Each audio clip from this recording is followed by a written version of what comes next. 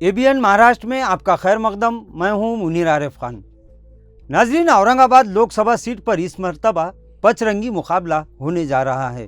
यानी महाविकास आघाड़ी के उम्मीदवार चंद्रकांत खैरे, महायुति से संदीपान भुमरे, एमआईएम से इम्तियाज जलील और वंचित उम्मीदवार अफसर खान के अलावा गुज़िश्ता इलेक्शन में जहां शिवसेना के साबिक एमपी चंद्रकांत खैरे की शिकस्त की सबसे बड़ी वजह बनने वाले और मजलिस उम्मीदवार की कामयाबी में अहम रोल अदा करने वाले हर्षवर्धन जाधव भी शामिल है।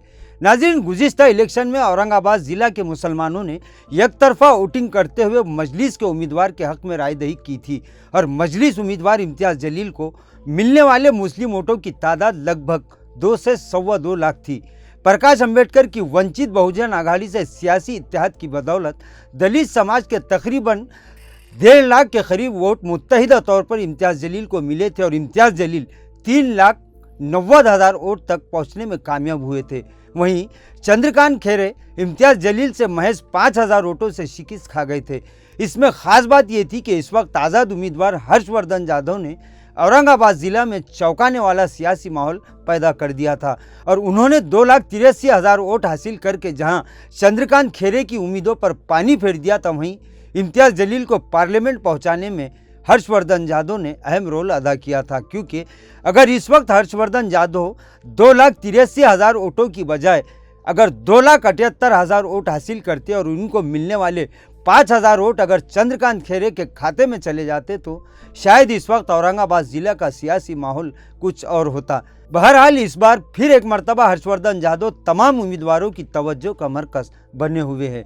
एक तरफ एमआईएम ये चाहती है कि हर्षवर्धन जाधव पिछली मरतबा की तरह 2 से 2.5 लाख वोट हासिल कर ले ताकि मजलिस का रास्ता साफ हो जाए, तो वहीं महाविकास आघाड़ी के उम्मीदवार चंद्रकांत खैरे हर्षवर्धन जाधव के वोट बैंक में सेंध लगाने के लिए एड़ी चोटी का जोर लगा रहे हैं। वहीं तीसरी तरफ महायुति के उम्मीदवार संदीपान भुमरे ये गणित तैयार कर रहे हैं कि एमआईएम और महाविकास आघाड़ी की लड़ाई में वो जीत हासिल कर लेंगे, लेकिन इन्हें भी दलित और मराठा वोटों की फिक्र सता रही है क्योंकि इस बार वंचित ने अपना उम्मीदवार मैदान में उतार दिया है। और रही बात मराठा वोट की, तो रिजर्वेशन को लेकर मराठा समाज इस मरतबा कुछ नया करने के मूड में है।